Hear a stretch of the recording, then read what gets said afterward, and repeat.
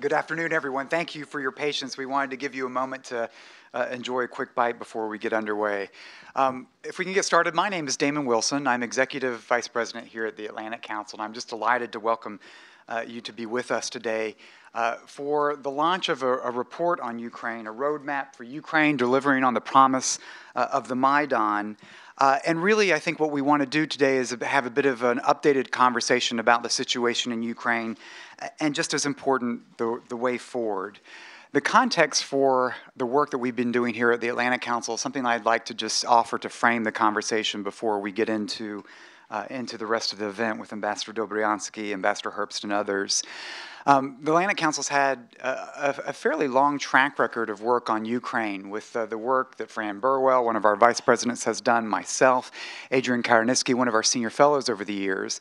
But last fall, as protesters were gathering on the Maidan in Kyiv, we really began to mobilize here at the Atlantic Council in a more concentrated way on Ukraine. And I left out Bob Nurek, who's in the audience as well, and did some critical reports with me on Ukraine over the past few years as well.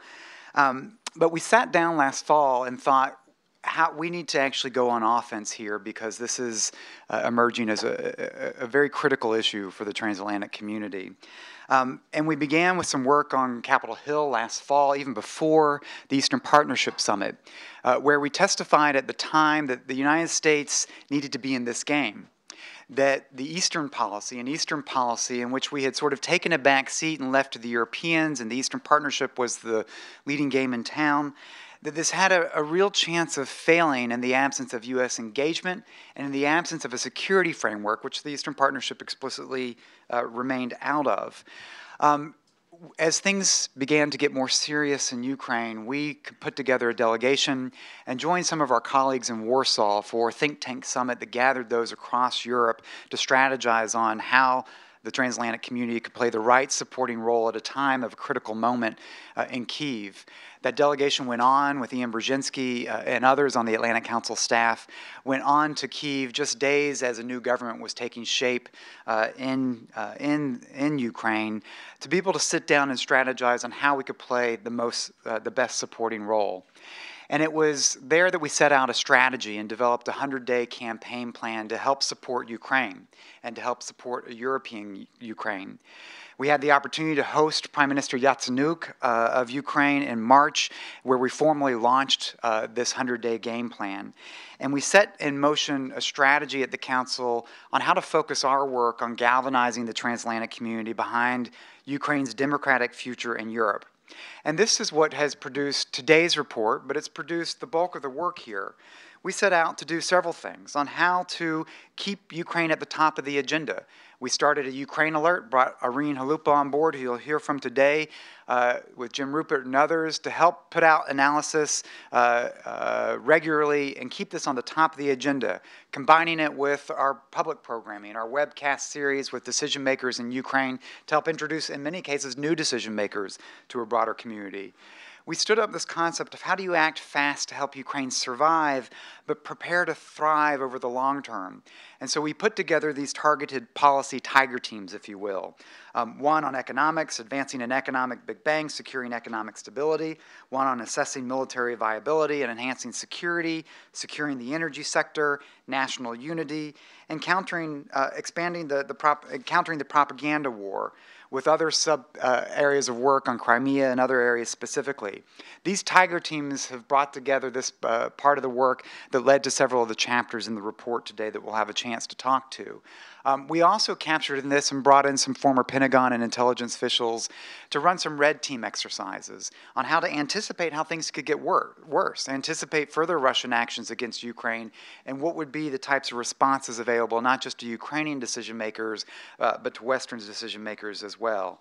And we began our effort on trying to help shape a more coherent and strategic policy response, first here in Washington, but increasingly as well in Brussels and Berlin, in London, as well as increasingly in Canada. This has become part of a broader effort that Ambassador Herbst will speak to as well as building on the Atlantic Council's strength of building a network of friends of Ukraine across the transatlantic community, while being a service provider in some respects to new decision makers, as running strategy sessions and transition seminars for those new Ukrainian ministers or for U.S. and other European officials increasingly dealing with Ukraine in their jobs. And it's led to two strands of work here at the Atlantic Council: a broader strategic scope of things that are required, I think, for a strategic response to what is happening in Europe's East, and an immediate response, immediate support for Ukraine itself. We've brought the body of work here together now in what is a permanent program at the Atlantic Council called our Ukraine and Europe Initiative, an initiative that we've undertaken with the support of many folks on our board that stepped forward in a response that George Lund and others put out to board members to help stand by our work, with foundations that have stepped in to help support this work, the George Shapisky Foundation, the Smith-Richardson Foundation, as well as some of our corporate donors that have come in to be involved and understand the importance of what is at stake. And it brings this community together, and I think probably many of you together, all around the mission of how do we galvanize the transatlantic community behind the task of ensuring that Ukraine thrives as an independent united nation with an ability to determine its own future.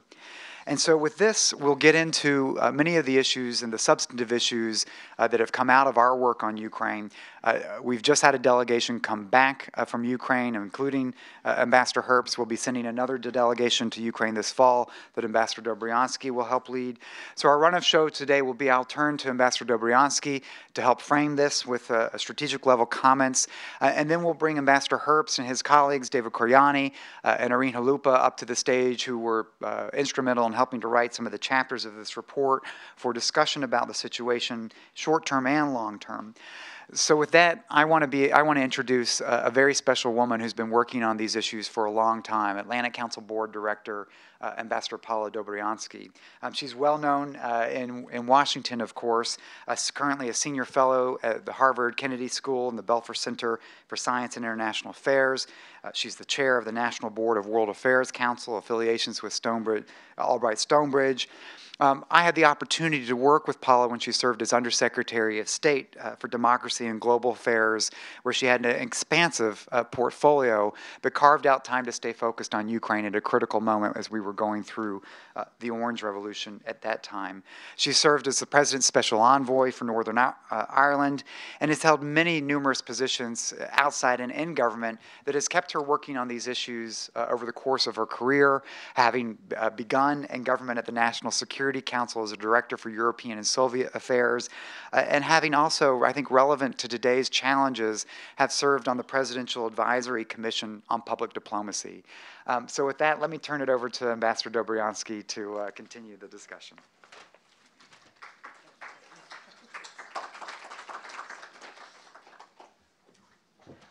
Good afternoon, everyone, and thank you so much, Damon, and ambassadors and distinguished guests. Today's Atlantic Council Forum, I think, is a great opportunity because it will focus on a roadmap for Ukraine, and as the project is cast, Ukraine in Europe initiative. It's not only timely and relevant, but I would also submit that it's truly necessary. As a board member here at the Atlantic Council, I can attest to the very steadfast, far-reaching commitment of the Council. And today, the way I see this is there will be a briefing about the visit, but it's also a discussion with all of you. And as I look out in this audience, I see many veterans, many veterans, and individuals who are very knowledgeable about Ukraine and have been very committed to the issue of Ukraine. So the discussion will focus on not just short-term actions. There are issues before us that need to be addressed now, but also the real issue here is the strategy, a steadfast and long-term strategy as to how to help Ukraine. I want to begin first because I think it's necessary with the events, the very tragic events of recent days, by mentioning the tragic downing of Malaysian Flight 17, which has really evoked truly a global response, an extensive commentary from so many corners of the globe.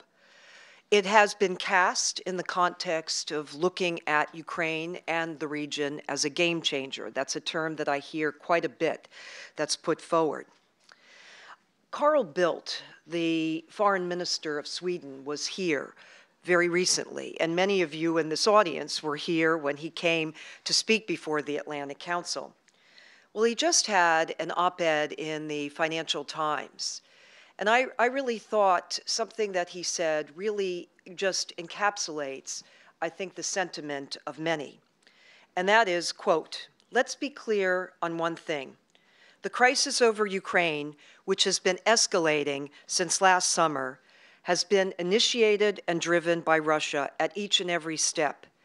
And whatever details emerge over the downing of the Malaysian airliner on Thursday, it is here that the ultimate responsibility lies," unquote. There was also an editorial in the Washington Post. They have been tracking this issue for quite some time. And I want to also reference this because I also think it's relevant for this discussion. The editorial read, quote, "Even before the tragic loss of the Malaysian plane, it ought to have been clear to the West that Russia's aggression in Ukraine could not be overlooked or wished away. It is both criminal and intolerable and should be treated accordingly," unquote. I put this before you because as we discuss a strategy, and I think Damon delineated this, there's one part which is what you look at for the short-term actions, which are part of a strategy, but also, I think, very prudently, the Atlantic Council is looking at longer-term steps that can make a difference in terms of Ukraine's reforms and what Ukraine is seeking to achieve. Right now, there are a number of steps that can be taken. And by way of introduction, my comments are also going to be not just putting this in context, the discussion, but also some recommendations for the Atlantic Council. I see it as double-edged.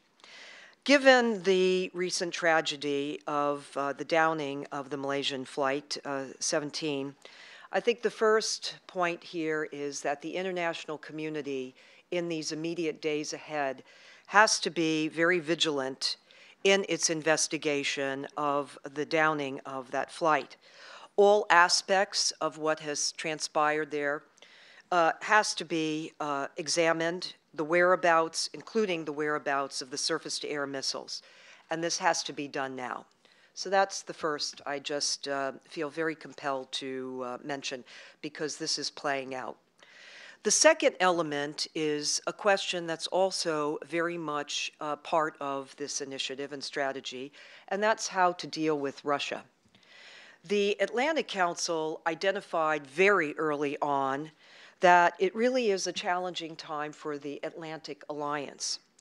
While continued Russian aggression may not be averted now or for the foreseeable future, Russian policies are inconsistent with Western values, rule of law, and hostile to Western interests.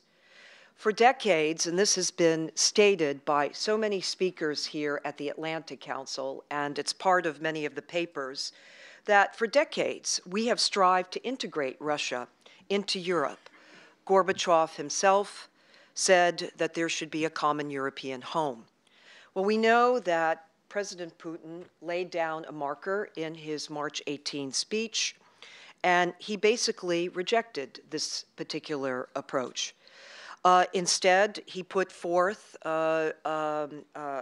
into question the legitimacy of the existing international system, its legal norms, its values as we know it. He basically juxtaposed and said that these are not the values that are shared in Russia or in, as he sees it, the sphere around Russia. I put that forward as a backdrop because when you look at how does one deal with Russia, One of the components, obviously, is the question about sanctions and sanctions policy. President Obama had made an announcement only recently about sanctions. This was before the downing of the Malaysian airliner. So one of the questions of a strategy is how we go forward with our allies on a sanctioned approach. And what do we do in this regard, particularly given these recent events? There's a second part to this that I also think that often gets overlooked, and that is the question about providing a moral narrative. Damon referenced the fact that I have dealt a lot with public diplomacy. In this regard, you have a narrative that President Putin has put forward. We have given statements about the legalities and basically the issue of how various protocols, treaties have been violated in the aggression and actions taken from Moscow. But what we haven't really put forward in a consolidated way is really a moral narrative, and one that really defines what we have been all about.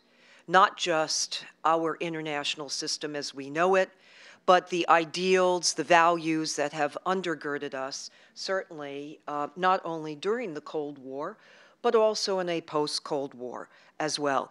And that's crucial because that is what very much binds us, meaning the United States, with our transatlantic partners. Here, the biggest challenge, I think, for the Atlantic Council, and one of the Atlantic Council's stated goals, by the way, is to galvanize the Atlantic community to meet today's most pressing challenges. In order to do that, the challenge, the very precise challenge right now before the Council and before all of you as partners is, first, how does one deal with Russia and Russia's destabilizing actions in Ukraine? At the same time, how does one also assist Ukraine in its immediate goals and objectives to move forward in its reforms, to combat corruption? This third element of how one assists Ukraine, I think, is very crucial. It's one that isn't talked about enough or acted enough on, in my view. We have to have a long-term strategy, and I think that's thought went into this approach, a great deal of thought, and based on the trip and the various meetings. We know that President Poroshenko of Ukraine and his team do want to have reforms. They want to especially combat corruption. So where is it that we come into play? I was very struck when Foreign Minister Carl Bildt was here because that was his primary thesis of his speech here at the Atlantic Council. He said, we are focused on these other things, and we need to be, but let's not overlook the strategy forward in how to help Ukraine. So the Atlantic Council's plan is key, and what is crucial, I would say, is that this effort is long-term, that it's sustainable and sustained, and also that it's collective. And I will end on this note, and that is recently I co-chaired a trilateral commission report. The report was co-chaired with a Japanese partner, a Polish partner, and also a Russian partner. And all of us agreed, we disagreed on a number of things, but all of us agreed on one fundamental aspect, which is the importance of moving forward and assisting Ukraine. In fact, we formally called for the establishment of a Friends of Ukraine task force, which the Atlantic Council has taken into consideration in its deliberations.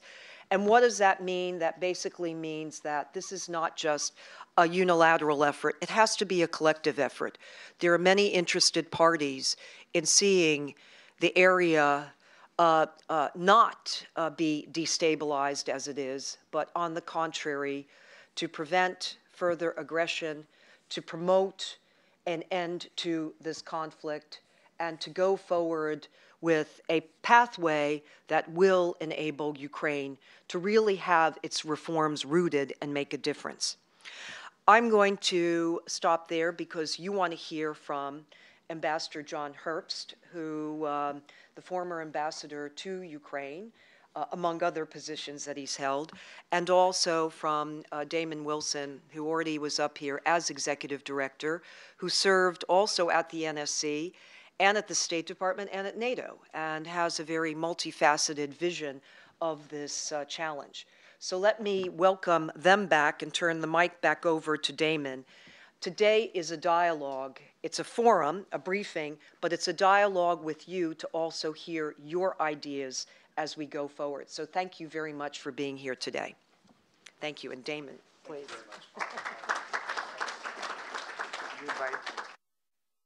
I invite my colleagues to come up and join me on the stage, if they will.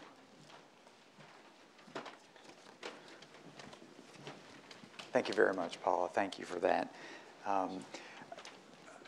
I also want to, for those who are following us, one of the parts of our strategy on Ukraine has been to be fully engaged in the information campaign that's taking place over Ukraine. So if you happen to follow us on social media, you'll see how extremely active that we've been on this set of issues. Therefore, I'm letting all of you who do tweet, our hashtag #ACUkraine is how we've been covering this theme in addition to our Ukraine Alert product as well. I was remiss in not specifically acknowledging and thanking Ambassador Motzik for being here with us today, the Ambassador of Ukraine, who has been just a tremendous friend, who has gone through such ups and downs through your time here in Washington. We've really valued the partnership with you personally and with your government. And I also want to acknowledge next to you Ambassador Munteanu, the Ambassador of Moldova, who is with us today.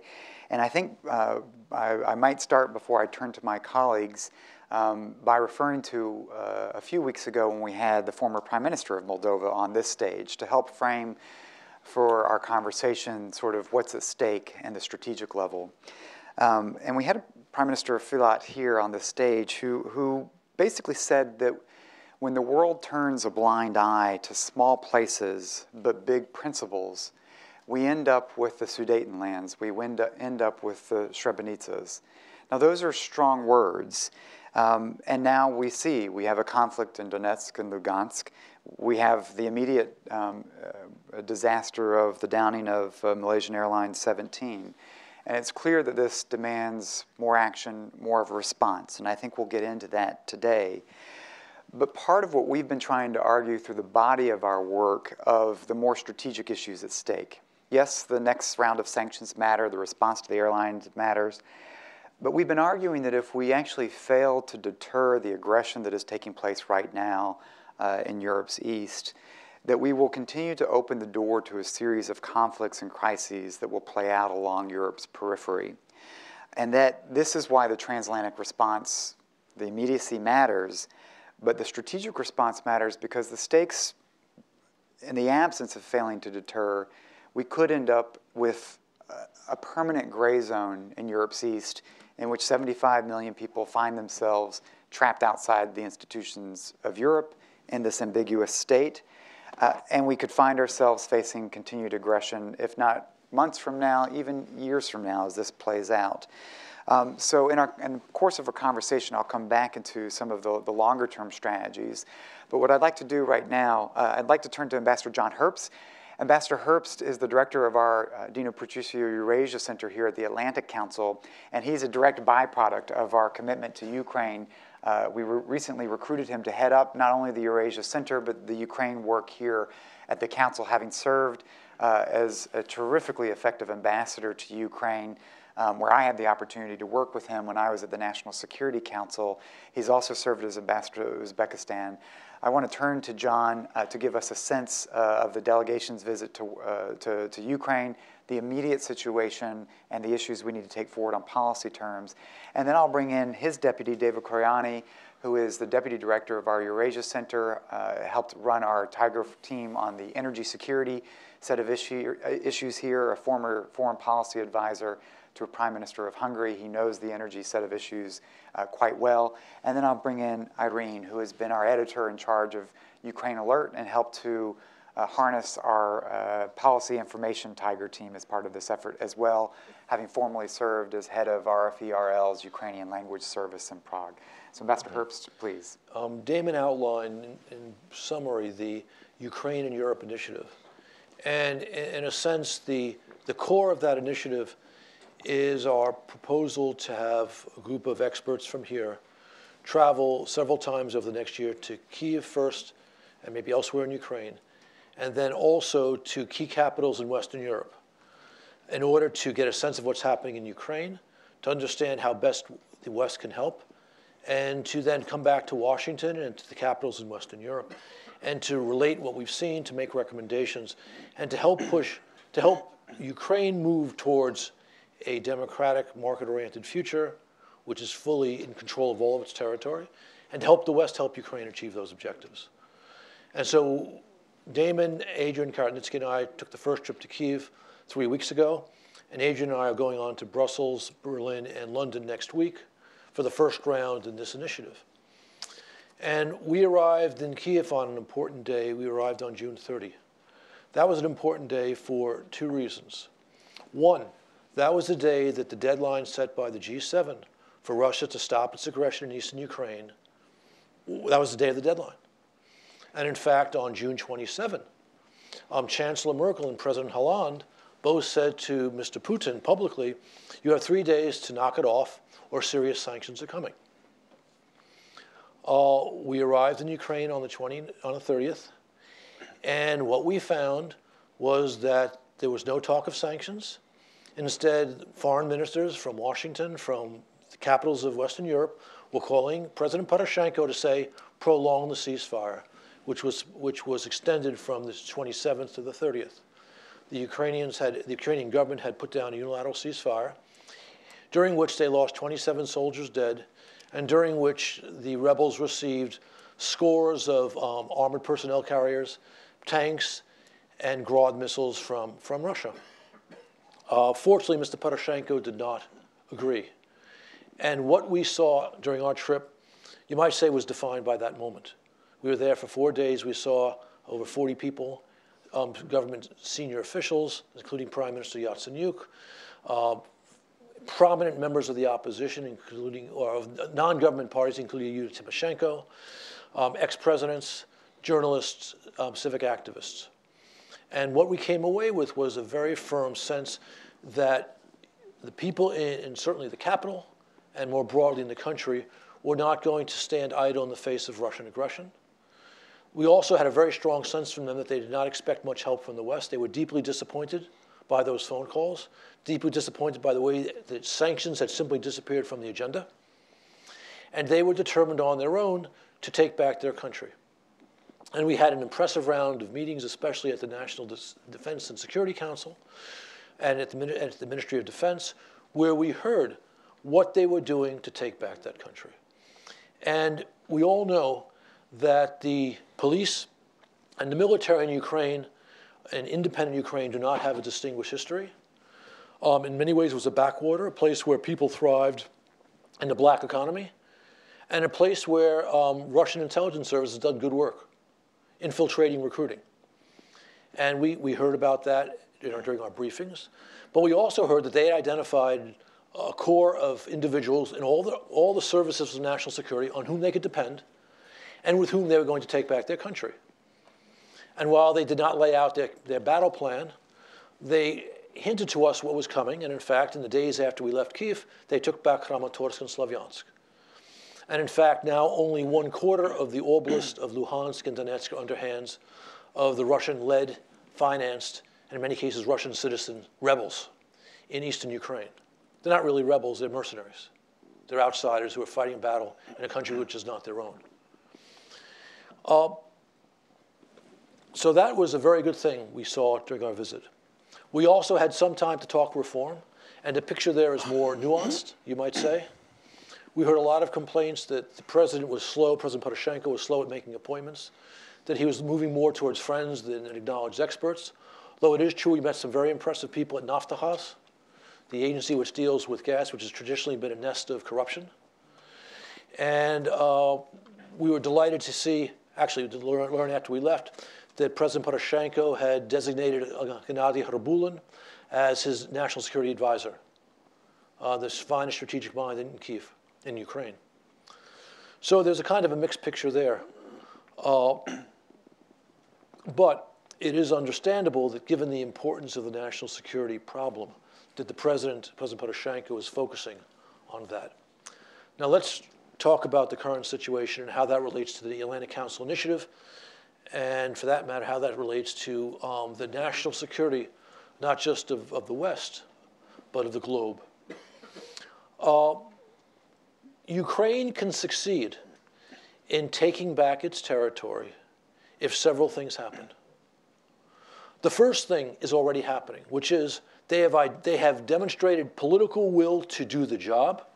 They've identified the means within their own country to do the job. They found that core of people in the military, in the police, in the SBU. And they have begun a very effective, what they call counterterrorism campaign, to take back a good chunk of the territory they had lost in Luhansk and Donetsk. So that one condition is in the process of being met for their success. But they have a problem. It's a very serious problem. Russia is a much stronger country in terms of population, in terms of military, in terms of economy. And as long as the Kremlin feels emboldened to send in additional fighters and supplies, Ukraine, and to keep its border open for the supply of fighters and military equipment, Ukraine cannot establish full control in its east. And here's where the West comes in. Mr. Putin's policy is this. There are certain things we don't know, but there are certain things we do know. It is to, at a minimum, ensure the destabilization of eastern Ukraine, or portions of eastern Ukraine, so that the country cannot develop economically, so that the country cannot develop a more closer relationship with the European Union, never mind NATO. He'd prefer to have all of East and South Ukraine, Novorossiya, but he already failed with that. But he'll settle for a quote-unquote frozen conflict in Ukraine's east. However, as he pursues this, he does not want to crush his own economy. So Putin, who is a wily tactician, watches very carefully how the West responds to his ongoing aggression in Ukraine. So he paid attention when President Obama and Prime Minister Cameron came out of that G7 meeting and announced that sanctions would follow, sectoral sanctions, if within a month he had not stopped his aggression in eastern Ukraine. And then when Hollande and Merkel made that same statement. But even though he was listening, at the same time, he was pumping into Ukraine's east hundreds of armored personnel vehicles, as well as 10 or so tanks, as well as Grad missiles. This all happened in June. The deadline came, June 30, nothing. So what do you do next? He put in SA-11s, which are more powerful than Grad missiles. Now, last week we surprised him, and this was a good thing. This is the only good thing that happened in Ukraine last week. The White House put down serious sanctions. If we had put down those sanctions on June 30, I'll bet we would have avoided that airline shoot down. I bet the SA-11s would not have been put into Ukraine. I don't know that for a fact, but just analyzing the situation. Europe followed with its sanctions, which were frankly, if you want to be kind, better than nothing, and that's about it. Mr. Putin understood the United States did not have Europe as a real partner. Now, we have the shoot down of the airliner. And here was a classic situation for Mr. Putin to demonstrate his magician skills. Now, what does the magician do? He says, pay attention to the left hand, because it's the right hand where the real action is going on, right? The left hand was all about the black box and all about the site, which we want access to, because yes, we want an investigation to take place. But point of fact, that black box is going to tell us nothing about what happened. What might tell us what happened is if we had access to the site so we could examine all the parts of the plane, including the parts that were hit by the missile. But of course, we haven't had access to the site to do that. And while the whole world was talking about the black boxes and the site and the grieving relatives, what was Mr. Putin, the tactician, doing? in the last 4 days, he sent another 10 armored personnel carriers into the east. And what did he hear? Nothing. Nothing. Now, I am in admiration of the statements that we've heard from Samantha Power in New York, from Secretary Kerry here, about how Russia played a role with the shoot down of the airliner. But we haven't even heard, and I'm pleased that, Prime Minister Cameron made that tough statement, and Foreign Minister Hammond said some tough things about sanctions. But talking about sanctions and focusing it on the investigation is playing Putin's game. It's playing Putin's game. What we need now is not talk, but clear action, especially from the Europeans on the sanctions front, so Mr. Putin understands that if he continues to arm the rebels, he continues to send additional fighters in, he's going to face a serious hit to his economy. Then we'll learn the true answer to the only important question in this. Will Mr. Putin be willing to destroy his economy to destabilize eastern Ukraine? I don't know the answer to that, but I want to make sure we ask him that question. We haven't done it yet. And if Europe is unable to step up, and listening to, the news that greeted me this morning, which was not good news, is that the French are going ahead with the first Mistral sale in the fall, and it's the second Mistral sale which will be dependent upon Russian behavior. Completely unacceptable. If the Europeans can't do it, then we have to do it. And we can do it if we treat the threat that Russia poses to international security, because the Chinese revisionists are watching the Russian visitors and watching our reaction.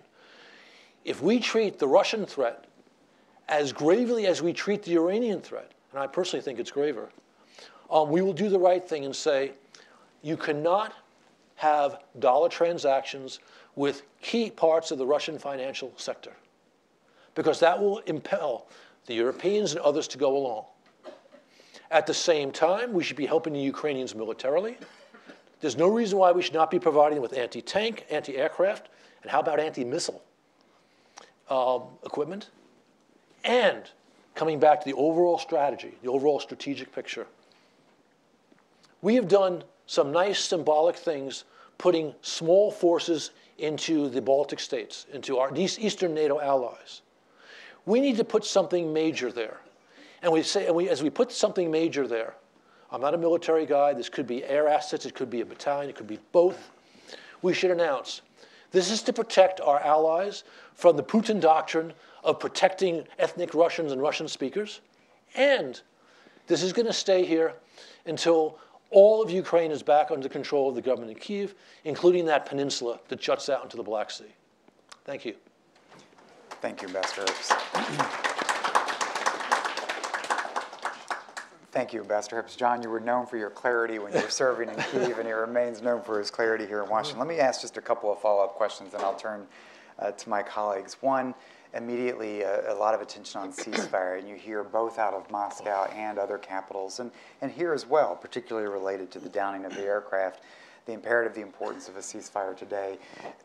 That's a hard issue to, why not support a ceasefire? What are the implications of what's been playing out? How do you think about that, given the pressing issue that the Ukrainians face on that decision? You can make a good case for a small, localized ceasefire right around the crash site, because that's where you want to have international experts come in and look. But you don't need a ceasefire 40 or 50 miles away from the crash site in order to allow safe access to the site.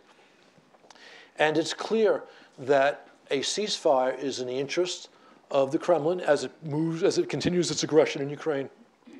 It used the last fire to pump in a bunch of arms and to let its insurgents reestablish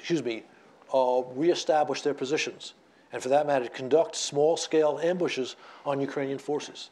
And so a ceasefire across the whole East is a game to destabilize Ukraine, and we should not play it. And as for negotiations, while it's hard to ever be against negotiations, it's important to understand who's involved in the negotiations. Paula talked about the importance of moral clarity, a moral narrative. If the Western media were able to speak the simple truth, the common sense truth, that the fighters in the East are principally Russian agents or actual Russian citizens, then we're talking about a negotiation between Russian citizens and Ukraine about Ukraine's East? Does that make any sense? Does that make any sense? So John, let me come back also on a key issue. I mean, part of what your efforts and the work here at the Council has been focused on, particularly in Washington and Europe, has been on policy decision strategy of the West. But part of the impetus behind the report that we're passing out today is the concept of the urgency and the need to transform Ukraine and actually to help create a European Ukraine. And as we met with decision makers, they are faced with an enormous reform task while they have a conflict and a national security challenge. I wanted to come back to this of how you see this playing out. Because when we worked together in government, we saw a Western community, and particularly the U.S. government, lean in quite heavily on how to play the right supporting role after the Orange Revolution. And yet we saw that goodwill of support dissipate both in Europe and North America as it became increasingly apparent of a stall in reforms in Ukraine, as an inability to govern, as a corruption issue actually began to become more difficult, sapping that Western support. And so part of the underlying work that our teams have been doing with Ukrainians and in this report is stay focused on the way of galvanizing Western support is to ensure, help the Ukrainians continue to advance that agenda, that reform agenda. And yet, after the Orange Revolution, they didn't even have a conflict in the East. How does this play out? How does a Prime Minister Yatsenyuk or President Poroshenko, how do they actually manage a set of dramatic reforms that are required for a country that's nearly bankrupt and in trouble while they have a conflict raging in Donetsk and Luhansk? The national security danger is nearly overwhelming. And if the government were able to deal with that just by itself, that would be a huge accomplishment. For them to do that and reform at roughly the same time, it would be absolutely extraordinary. Which is not to say they shouldn't try, and we shouldn't insist that they try. The good news is that you have a leadership which appears to be able to work together. And of course, that was the great tragedy of the Orange Revolution, that President Yushchenko and Prime Minister Tymoshenko could not work together. While Poroshenko and Yatsenyuk are not allies, they're also, and this is critical, they're not enemies. And their political interests, while not identical, are also not opposed one to the other. And fortunately for President Poroshenko, Prime Minister Yatsenyuk very much is a technocrat who wants his country to succeed. And he's not driven by blind political ambition. So this all augurs well for them being able to work together and to address these two critical problems. Another advantage they have versus the time of the Orange Revolution is that Ukraine is 9 years older. While the political leadership, the political class is the same today as it was when you and I were working on this issue, civil society is 9 years more mature. Lower-ranking politicians have emerged who were not politicians 9 years ago, and their outlook is very much a reform outlook. This is another way of saying that if the same old political leadership reverts to bad habits, especially in the area of corruption, there'll be younger colleagues less willing to tolerate it. We need to help empower those younger colleagues, and, well, we need to do that. Another factor is the economic circumstances of the country are much more grave today. And it is true, countries are more prone to take necessary reform when the wolf's at the door than when the wolf is not at the door. And as long as the IMF insists on certain changes, flexible to recognize circumstance and how that may require modifications, we're in a position to push in the right direction. Terrific. Thanks, John. I want to pick up and continue this discussion on the reform agenda and come to David Koranyi. John mentioned, Ambassador Herbst mentioned, I'd have to say, after my years of dealing with Ukraine, a breathtaking briefing that we had with Naftahaz, which was sort of the central point of the nexus between corruption and energy in Ukraine over the years. a breathtaking briefing on a reform plan for Naftogaz when we were in Kyiv. And when Bob Nurek, one of our senior fellows, is here with us today, and I did 2 previous rounds of reports on Ukraine in the past years, our argument at that time was the nexus between energy and corruption was the leading national security challenge for Ukraine, because it was a vehicle through which nefarious external actors could undermine the country, and it was the source of undermining the source of support from the West for the country itself, as well as internal support. So the energy sector. Let's turn to you, David, to pick this up, and the daunting prospect of reform in Ukraine on the energy front. How did your Tiger team sort of see this set of issues, and where did you come out on the most important priorities? So let me just give you some of the highlights of the paper. And I, first of all, cannot overemphasize the fact that this was a teamwork. This was an effort by a team I had the privilege to lead. Ed Chow from CSIS, Margareta Balmaceda from Harvard, Michael Gonchar from Nomos, Konstantin Borodin, who is an independent Ukrainian expert, our very own John Roberts, who's a senior fellow at the Atlantic Council, and a couple of others who, for various reasons, political or otherwise, prefer not to be disclosed. But I had this enormous privilege to lead that team and to conduct various rounds of consultations with them. So this is a joint product. As Damon said, energy is one of the greatest, if not the greatest, vulnerability from a national security perspective, but also from an economic perspective, as John emphasized. But I would add to that, and this is in the report, it's also one of the greatest potentials of Europe, of Ukraine, and also for Europe, actually, from a European energy security standpoint.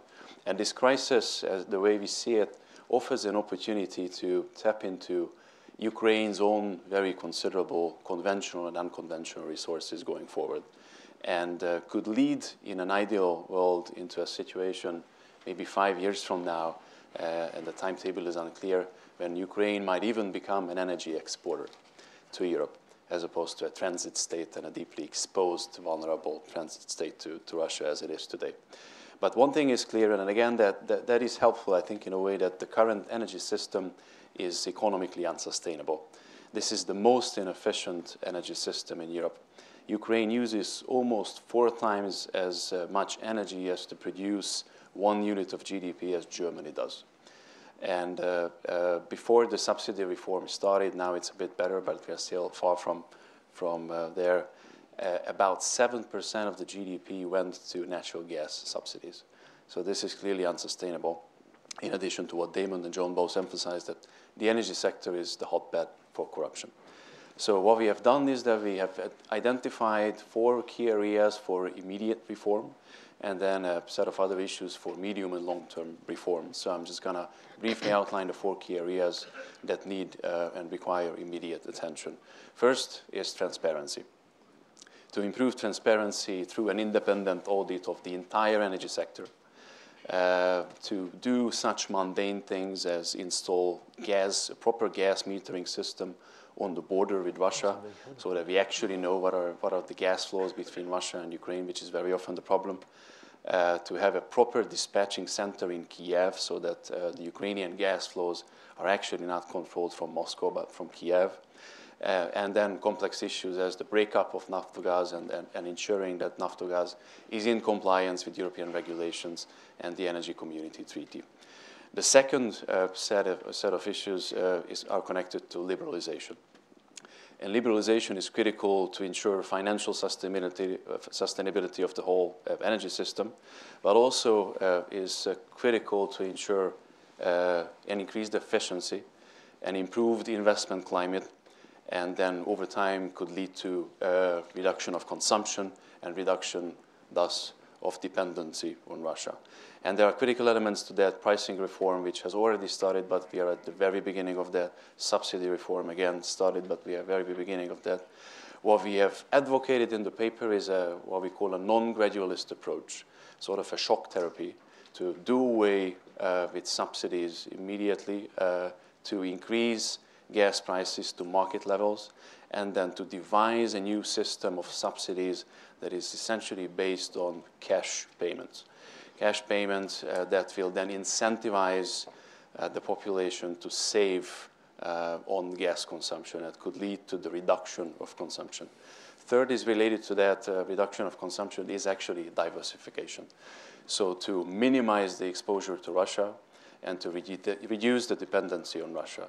Ukraine consumes about 52 BCM of gas these days, imports about 30 BCM from Russia, produces the rest. But again, as I referred to in the beginning, the potential for domestic production, both in conventional, unconventional, and offshore resources are quite significant. And provided that the right energy sector reform, liberalization is in place, a lot of that potential could be unlocked in the next couple of years. Diversification is, in addition to that, very crucial because we have already seen deals with various European Union countries in place. We have a physical interconnection between Poland and Ukraine, a physical interconnection between Hungary and Ukraine. That means that up to 6.5 BCM of gas could already get to Ukraine from European markets through reverse flows. And then there are talks, and if all goes well from September onwards, the Slovak-Ukrainian interconnector will be also capable of handling reverse flows that could mean an additional 8 BCM of gas. So that would reduce the dependency on Russian gas already in this season to quite a minimal amount. And then the final piece, even though we are on the right track of reducing dependency on Russia, I don't see that happening for the next 2 years or so to be able to completely minimize or zero out import from Russia. So in some form, we're going to have to stabilize the relationship between Ukraine and Russia. And that's a long story. We could go into that in the Q&A, so I will stop here. Terrific. Thank you very much, David. In fact, we, in our briefing at Naftagaz, we saw both a plan to fundamentally restructure and the institution, but also how they are planning to make it through to, I think, the spring without Russian gas, which they're currently operating without. But you're right, this is not a medium-term solution. So given what you have laid out, if you're sitting there in Kyiv, you have to think about a couple things. One, it's likely that we'll have early parliamentary elections that will be probably announced in August and coming later this fall, presumably. And so facing an electorate that is actually going through this dramatic transformation of removal of subsidies, removal of the support for energy is risky territory. I want to draw you out on that. But the second thing is that something that John and Adrian and I began working on while we were in Ukraine in July was this plan of reconstruction in the East. And there are real problems with economic integration, particularly in Donetsk and Lugansk, of a Ukraine that moves into a deeper comprehensive trade agreement with the European Union. This is large industrial areas that are among the greatest consumers of energy and among the most inefficient consumers of energy. So if you're thinking about a reconstruction plan for the East with heavy industry that has difficulty being competitive except on the basis of this subsidized energy, doesn't this complicate the process in play for Poroshenko and for Yatsenuk to actually promote a sense of reconciliation in the East and national unity, assuming they get through the immediate national security conflict challenge? Two very easy questions.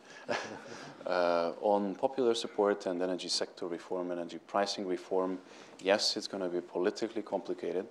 The idea we put forward in the paper essentially is based on a system that you give out cash subsidies to almost half of the population based on social requirements, essentially equaling the amount they receive through the reduction of gas prices in the old system. And that means that on the one hand, you save about $6 billion when it comes to the overall burden on the budget when it comes to gas subsidies. On the other hand, half of the population still essentially receives the same amount of money or help they received beforehand. And then what we propose is to gradually phase out those subsidies over time in the next couple of years. Mm-hmm. So what we believe is that this is a way to cushion the political repercussions of an immediate price spike on the natural gas market. On the East. On the East, I mean, one thing we advocate also in the paper is massive investment into efficiency. And that's not only efficiency in the household sector when it comes to gas, but also efficiency in the industrial sector. And as I referred to in the beginning, the production per unit of GDP is just incredibly wasteful in Ukraine. So to invest in those efficiency investments with the help of the European Investment Bank, EBRD, the World Bank and others, which actually is already undergoing, there are negotiations on those projects, would be crucial, would be helpful. Sure, thank you very much, David. We've got Ambassador Boyden Gray here, who's our Atlantic Council Board Director, but importantly for this conversation, a former Special Envoy on Energy. So maybe we'll hear from Boyden in our conversation perhaps. But let me first turn to Irene. And Irene, we heard from Ambassador Herbst a bit of a focus on the security front, and the security front of this, this war, if you will. And yet, it's very clear that there's been an information front to this, this campaign as well. You've been stooped in these issues throughout your career, having worked at RFERL, and now here helping us with Ukraine Alert, which has really been, in some respects, meant to be a myth buster to help push out the truth about the situation that's happening in Ukraine. But tell us a little bit about how you see the Ukrainians responding to this front of the campaign, this front of the conflict, and what more Ukraine and both Western countries can do to assist in this effort. Before I go to that, I'd like to share something with you that I heard yesterday on Ukrainian television. It was a discussion about reforming how the parliament works. Now, you may all know that Ukrainian MPs are notorious for voting while absent. Rather than teach or somehow coerce or nudge Ukrainian MPs to really take their job seriously and vote personally on issues and legislation in Parliament, the Ukrainian Parliament is investing money in installing a new voting system, which will require each MP to use both hands to vote for himself, thereby disabling him from voting for someone else. So this, in a nutshell, is a kind of a convoluted and bizarre way of demonstration of how Ukrainians sometimes approach reform. I hope that this will not be the roadmap for the reforms that we expect from President Poroshenko and his administration. But this is just a little sort of note in that shows you how specific and strange things can be in Ukraine. Most of you probably have some sort of a cable package at home, or Verizon, Comcast, or whatever, and you more than likely have been subjected to at least one small dose of Russia Today. Russia Today is just a small grain of sand in that barrage of disinformation, propaganda, and lies that the average Ukrainian living in eastern Ukraine has been subjected to, not just in the last 6 months, but over the course of several years. Putin and his administration, the entire Russian government, has sank millions, if not billions of dollars into creating an alternative reality on the television screens of its citizens and the citizens in eastern Ukraine who have access or choose to watch Russian television. It's not an accident that when the Russian separatists grabbed hold of certain territories in eastern Ukraine, one of the first things they did was disable television channels and disconnected Ukrainian programming and reinstated Russian programming. This is an instrument that the Kremlin has used very, very effectively, not just in the east of the country, but also in Russia itself, whipping up a very virulent anti-Ukrainian hysteria and creating, like I said earlier, an alternate reality. This alternate reality needs to be challenged, and this alternate reality needs to be busted open, as Damon said. That is one of the issues that we addressed in our paper. Ukraine has a very talented journalistic community. They are smart, they are dedicated, And they're quite good at what they do. Ukrainian television is also slick, it's also well produced, it's also quite effective and quite attractive. It does need a little bit of help in terms of telling the story right. And some of the suggestions that we have put in our paper are as follows. Divest ownership, divest oligarchic ownership from media. Now, having said this, one of the first persons who needs to divest from his media holding is the Ukrainian president, because he is still the owner of Piatый Kanal. And he promised that he would do that, but he has not done so. And I think the Atlantic Council will probably call him at his promise, won't we, at some point? And I hope that the Ukrainian people will as well. We need to have legislation in Ukraine that will somehow delineate and outline the relationship of the owner and production. Now, this is easier said than done. We have media oligarchs in the West as well. We have the Murdochs and the Turners of this world. So these are very, very complicated and very touchy issues. In the West, we have greater experience in terms of free and independent media, even when it is in private possession of very, very wealthy people. This is the kind of experience that needs to be transferred to Ukraine. People need to learn that simply by owning media, you cannot control it all the time. And these are legislative issues that can be ironed out through good laws, but also through the work of the Ukrainian Council on Radio and Television. I believe that there are new people who are going to be taking over, and from what I understand, this entire relationship of government, council, and media will be revamped. We need to follow that very, very closely to ensure that the media stay independent and stay disengaged politically. Now, the Ukrainian media have been engaged politically to some extent for a very, very long time. This is in many ways a legacy of the former Soviet Union, where the media served the government. But also, too often in Ukraine, journalists become players in the political system. They're so close to their sources of information that they sometimes inadvertently become tools. And as I said, players in this game. They need to learn to step back and tell the story.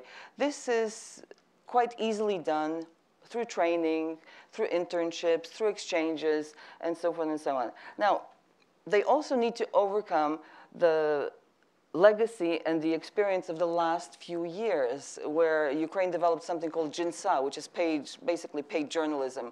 A politician needs an article about X, Y, and Z, so he calls in his favorite journalism. A little bit of money exchanges, and a glowing or a scathing article appears in some newspaper, putting forth the agenda that this particular politician wants.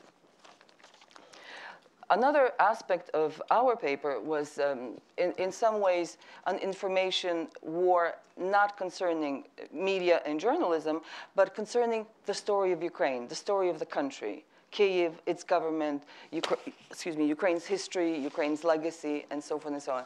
The Ukrainian government in the past has been quite weak in terms of this kind of storytelling, this public diplomacy outreach, and we also put forth several suggestions on how this could be done. I mean, one person suggested that Ukraine needs a very sexy, literate, articulate, tri- or quadrilingual spokesperson who will hold regular briefings on a weekly or even a daily basis, as the case may be, and refute all of the nonsense that the Kremlin spews forth on a daily basis. I don't think it's a bad idea. I think it's actually quite a good idea. We see how powerful a good message can be when crafted and delivered by an attractive, articulate, and well-informed person. You have the paper. You can read some of the details that we have. Now, I should point out that under President Poroshenko, Ukraine has become considerably more forceful in its storytelling. And Ukrainian civil society has come to the aid and assistance of its country by launching a number of things. There's the Crisis Media Center, which on a daily basis holds briefings, provides a forum for Ukrainian politicians, visitors, and so forth and so on. Volunteers are basically doing the job of the government. We have the government itself becoming much more vocal in its message delivery. The fact that the president is very literate and very articulate in English, and he can actually speak without being prompted. The previous president couldn't say good morning without making 3 grammatical errors. So this goes a very, very long way in terms of ascertaining that we are here, this is our story, and we are no longer going to act simply by reacting to what Moscow sets forth. So I think that Ukraine still has a very, very long and hard road ahead. It's hard to do reforms when you're fighting a war, but actually it may be the best time to do reforms because the country is so distracted by so many fires that need to be put out on a regular basis, and everyone across the board is suffering in some way, shape, or form, that if the necessary and very painful reforms are put in when nobody's really watching, by the time everyone ends up paying attention to them, they will have set roots down, and they will be an irrefutable reality that cannot be rolled back. Irene, let me jump in and just ask real quick, and I want to give a shout out as well to Diane Zeleny and Jim Rupert and others who have been working with us on the information front here. Part of this has also been our conversation about the challenges Russian language media for Russians in Russia, but also the Russian-speaking populations, whether they be in Ukraine or the Baltic states or elsewhere. And maybe I might pull you into this as well, Diane, but give us a little bit of the thinking of the group about how we more effectively use the resources that we have to bring to bear in the Russian-speaking media, as well as the Ukrainians, who I understand more recently have started to use state broadcasting in Russian language. How do you reach a Russian-speaking language audience?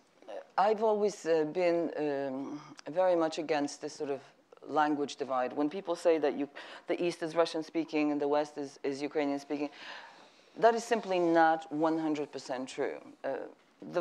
I would say that 99% of the people that live in Ukraine understand Ukrainian.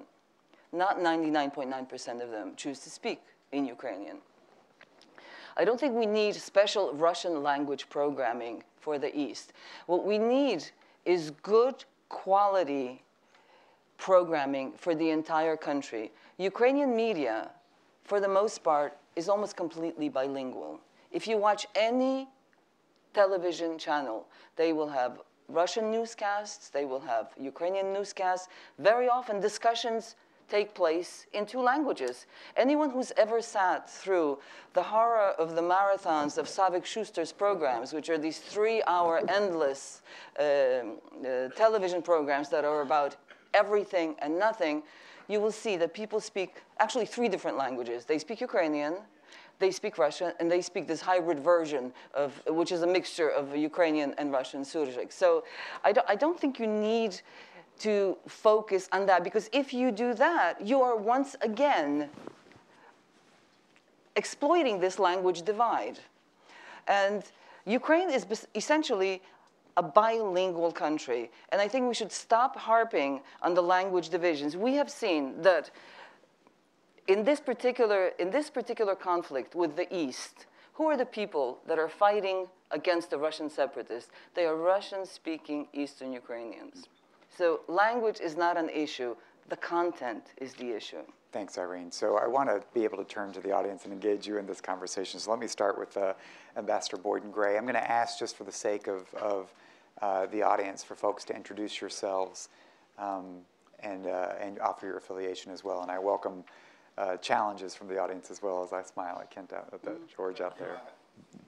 Is this? Yes, I have to leave, so thank you for calling on me. First, I just wanted to commend this effort and say how comprehensive it is and how thoughtful. You're going to win. And I think the thing that's the most important to me, because I have sort of an energy background, is that corruption is at the heart of what drives Ukrainians to want to separate, and the gas and the energy is at the heart of the corruption. So a solution to the energy is a solution to the corruption, is a solution to the whole, I think. And that says to me that I had one suggestion that I think is missing. We see the sanctions. You mentioned financial sanctions, yes. I think it's great that Rosneft has been sanctioned. That's the Russian oil company. But oil is not, it is a bigger source of foreign exchange for Russia than gas, but it's not as corrupting because it's an open, more transparent market. But gas is where the corruption is present. That's the Russians' ultimate weapon.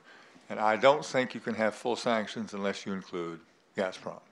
So that would be my one suggestion. Thank you, Ambassador Gray. Did you want to react, David, John, to how you handle the elephant in the room of Gazprom? No, I fully agree. And two main sources of corruption within the energy sector. One is the subsidy regime, and the other one was the transit regime of gas. And does it work? Okay. Oh, yes. So there are a couple of things. Well, I mean, the recent round of sanctions, especially the ones that were levied on Vneshekonombank and Gazprombank, will make the building of South Stream even more difficult. So we are going to confront a situation when the Ukrainian transit system will, for the foreseeable future, for the purposes of European energy security, will remain important.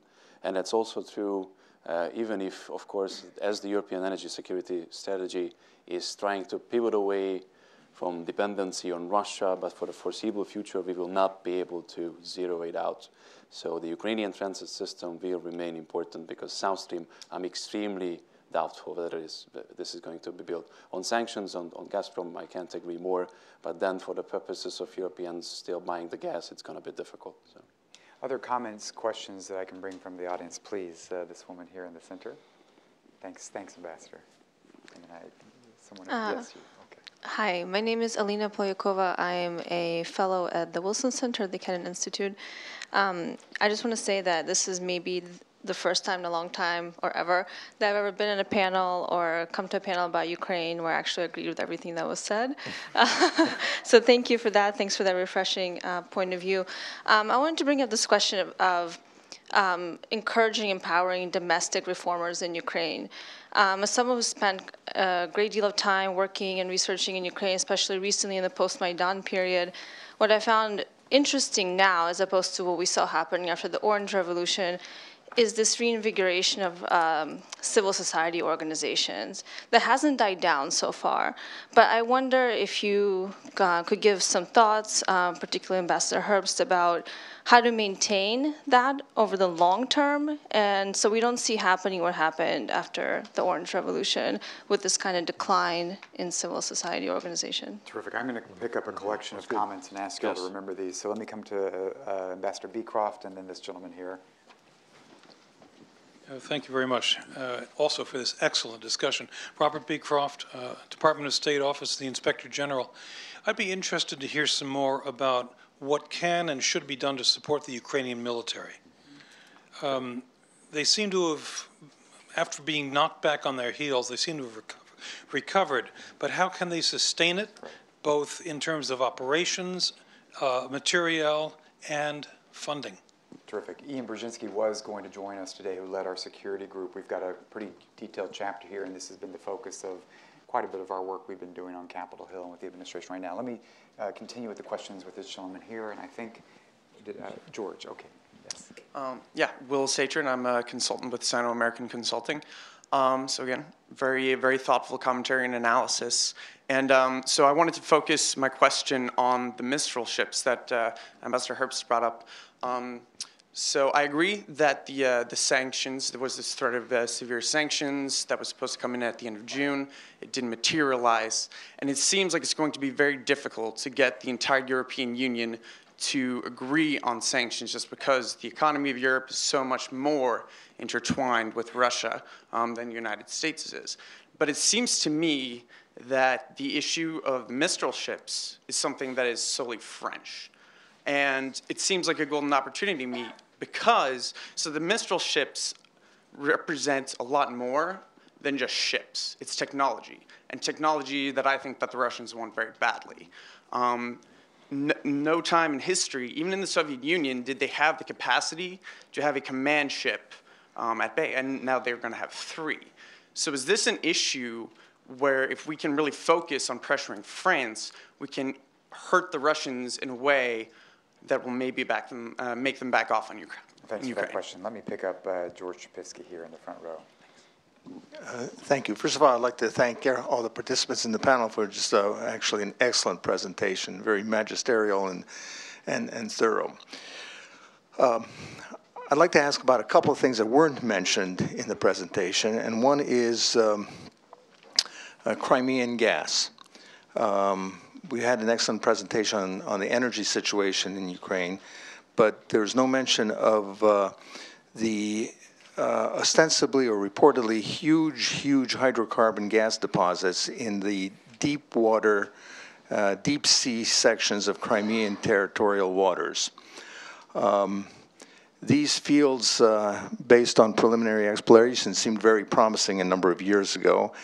Now that Russia has purportedly annexed Crimea, and along with that, the territorial waters that contain these deep water deposits, there's the obvious risk that Russia will have control over these deposits.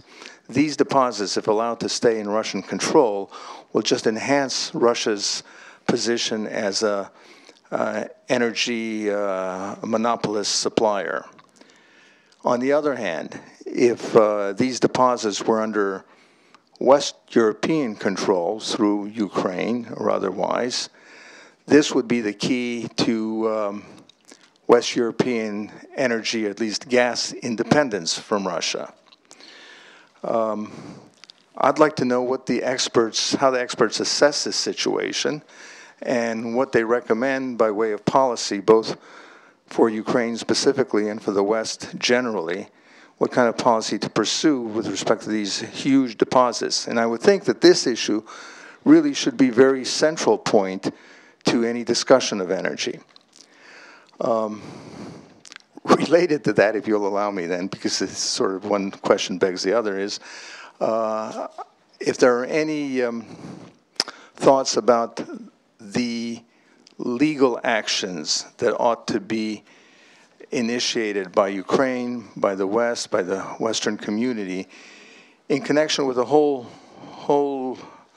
array of issues, whether it's shooting down the airplane, which is, I think, very obvious, to things like the Crimean gas deposits, to reparations for war damage, to killings of people, terrorist actions, etc. The whole legal front has not been touched, and I think this is a huge element of future policy. Terrific. Thank you. Thanks, George. We, in fact, had a very specific conversation on Crimean gas that we can talk a little bit about.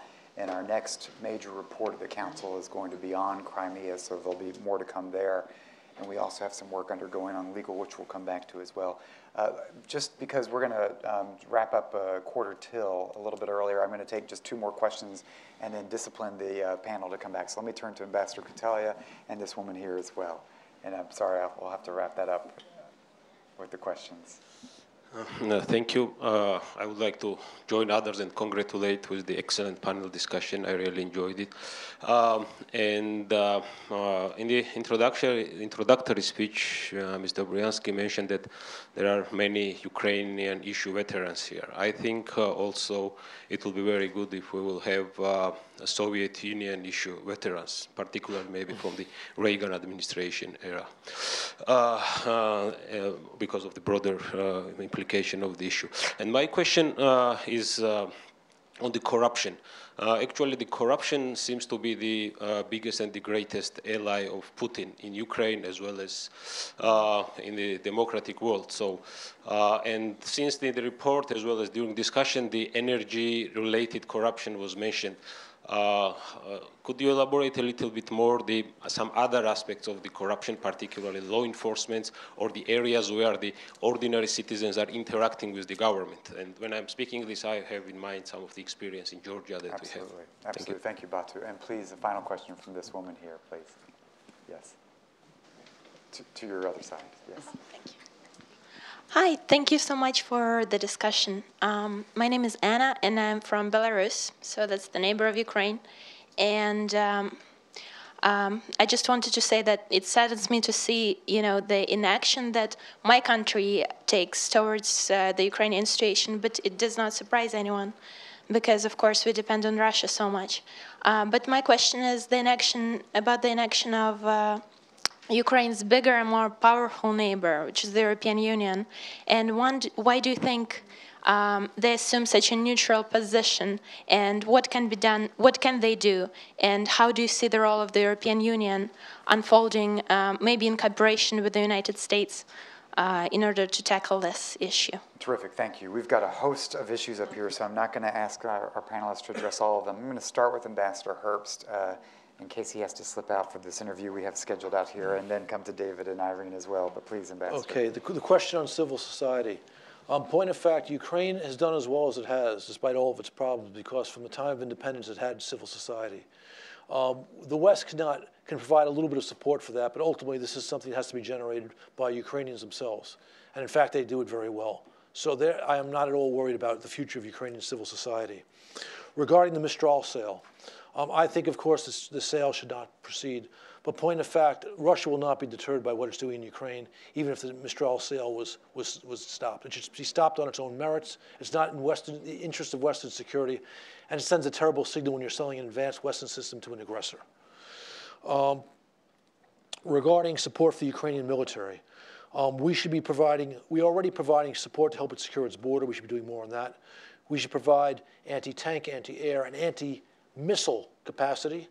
And we are already providing training. We should do more of that.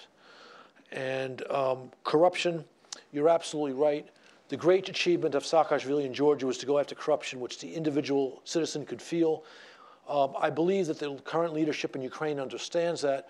Whether or not they have the will to actually do it is another question, and that's something that we want to pursue with them. Regarding the EU has done a praiseworthy thing in offering Ukraine the trade deal despite the objections from Moscow.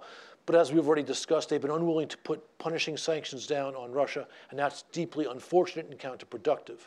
However, if the chief members of the EU, Germany, Britain, to take two for example, were willing to do those serious sanctions, that would be sufficient to catch Mr. Putin's attention in a way that could stop this. Terrific. Irene, do you want to pick up a couple of points on any of these? I'd just like to say one or two words about corruption and energy reform. One simple way of stopping corruption in the energy sector is to basically force the oligarchs, who are the owners of these large enterprises, to, one, pay taxes, two, give up their subsidies. They get huge subsidies to run their polluting enterprises. So you force them to adopt environmentally safe procedures and practices, and you make them operate the way Western companies operate. We have environmental protection laws on the books here in America that regulate how much they are allowed to pollute, how they are supposed to operate, and do the same thing in Ukraine. Now, corruption is an all-encompassing problem. It's a virus.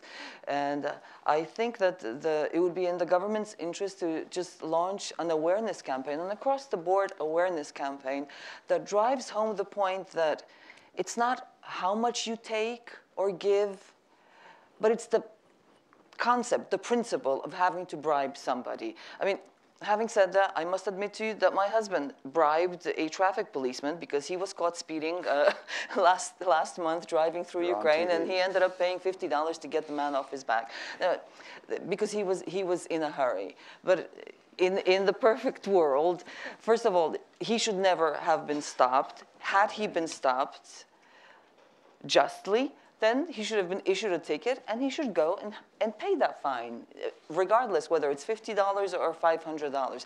So I think awareness is the first serious weapon in terms of overcoming corruption on all levels.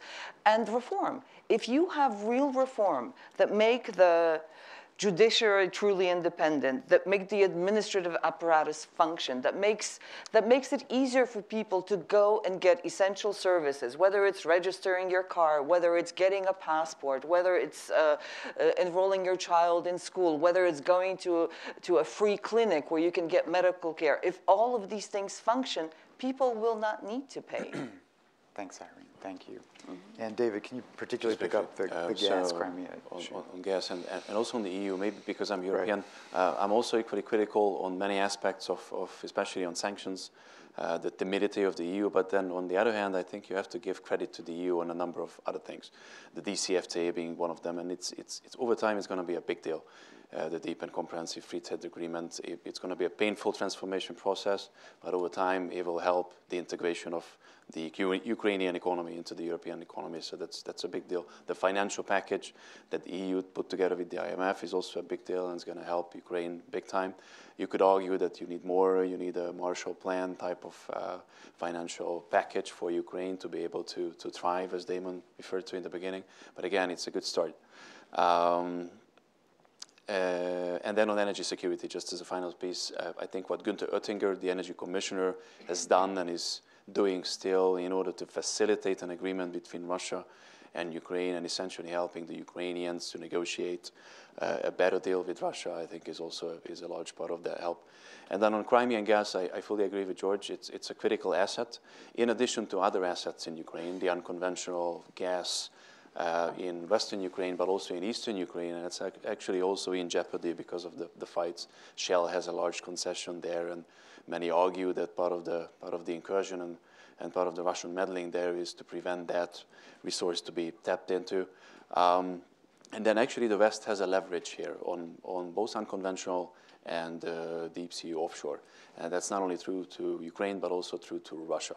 And that's being touted as part of maybe the next sanctions package, is to withdraw certain types of energy technologies from Russia. Russia actually badly needs in order to tap into its own unconventional potential.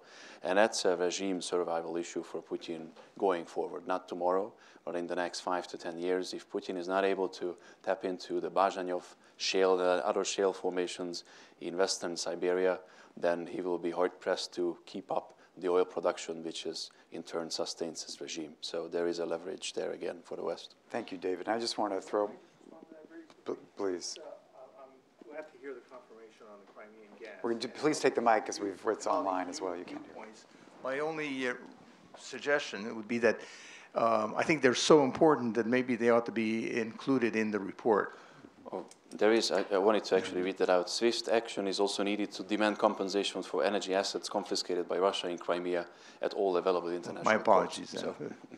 I'd emphasize that, put it in red. Right, if I can just add a couple of points here. On the military assistance, we've been doing quite a bit of work on this. There are two near-term opportunities. President Obama has announced a European response reassurance initiative of $1 billion that's meant to include not just allies, but countries in the East as well. And that's being sorted out on Capitol Hill now. And we've been arguing, and very importantly, that countries like Ukraine, Moldova really do need to be part of that, which will lead to exercises, training, and other support with real financing behind it to support American forces engaged there. There's a tremendous amount of caution in the debate right now because of what's happening in Ukraine. Second, the NATO alliance is about to announce a defense capacity building initiative at the Cardiff Summit on September 4th and 5th. And the Secretary General of NATO on this stage said that a country like Ukraine very much should be part of this initiative. And yet many of the allies are nervous because they see that as potentially being a provocative element, another near-term area where we need to overcome some of those hurdles to show the normalization of mill-mill ties with a country like Ukraine. And then the other two areas, which we've been talking to a lot of folks in the administration and Capitol Hill about, is the next phase of lethal military assistance, where there's much stronger bipartisan support in the Senate Armed Services Committee and the House for lethal military assistance, but frankly, very little appetite for that moving forward from the administration in the near term. That remains a point of contention among these debates. And the last area is really operational intelligence, the eyes and the ears. The Ukrainians actually see what we see.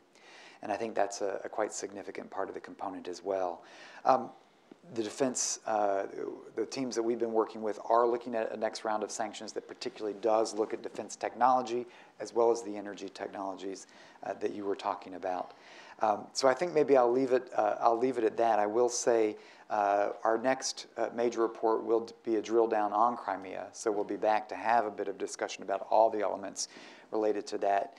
And even some of the lawyers that we've worked with on Moldova and Transnistria in the past are now the lawyers we're working with on the issue that you raised, George, as well, on Ukraine. So we'll be back on some of these issues as we continue our work to unfold. But for those of you that are engaged in it, part of what we're doing is, yes, a Ukraine focus, but we're reflecting our program as policy. The ability to deter aggression, Putin's aggression in the East, depends on more than just the next round of sanctions. And it's just as we think policy should have the strategic response, you'll see we'll be building out our programming to mirror that. So yes, you'll see us talking about raising the costs, the economic sanctions that bite, and how to promote the isolation, political isolation, as long as Putin pursues this course. But you've seen that we're going back to the issue of vision and strategy. And if we can't recommit to first principles of what we're trying to do in Europe, in particular Europe's East, then it's very unlikely we'll come out with a coherent policy. It's why we convened and led a major effort here to reestablish an American commitment to this vision of a Europe whole, free, and at peace. It includes clearly Ukraine, and you'll see us continuing on that front. It's why you've seen us going big on Ukraine, not just to survive, but that it actually thrives through this period, whether economically, militarily, energy. It informs the work that we're doing within NATO. This isn't just about reassuring insecure allies. It is about demonstrating Putin a revitalized alliance. And it's about moving the alliance to the east, as we've talked about. We've been particularly focused on hardening the soft spots. The temptation to act where there are vulnerabilities is a pattern we've seen with Russian policy, and it's why we've been doing so much on Moldova and on Georgia in particular, and will continue to do so. It actually informs much of our work in Southeast Europe. That a response to aggression in Europe's East should be more clarity in consolidating the unincorporated areas of Europe's South. It's why we've been working on EU and NATO enlargement in the Balkans with Montenegro and Serbia, but also Cyprus as well, which is going through a very fundamental change in its relationship with Russia. We've been working to expand the playing field, to Putin to see that his actions actually prompt a sustained, perhaps political engagement in Central Asia, and that the Central Asians feel that engagement and presence. It informs the energy work that we're doing. In fact, we've just come from a major strategy session on how we're broadening our energy work on that front. And it informs the idea of the long-term competitiveness of our models as well through our trade and growth agenda. The work that we're doing on the TTIP is combined with our advocating that TTIP should be open to countries like Ukraine, Moldova, Georgia, countries that conclude DCFTAs with the EU. And finally, I think it comes back at the end of the day to a long-term strategy about Russia and a voice for the Russian people and the Russians that many of you in this room know that actually want a better and different future for their country that is part of a Europe whole, free, and at peace. So that's not only part of a comprehensive strategy you see us articulate as we work with policymakers, it actually is an animating philosophy behind the programming here at the Council. So thank you for being engaged in the work that we're doing, for following the work that we're undertaking. We'll be back with much more, and we welcome your continued support in that. So thank you very much. Thank you.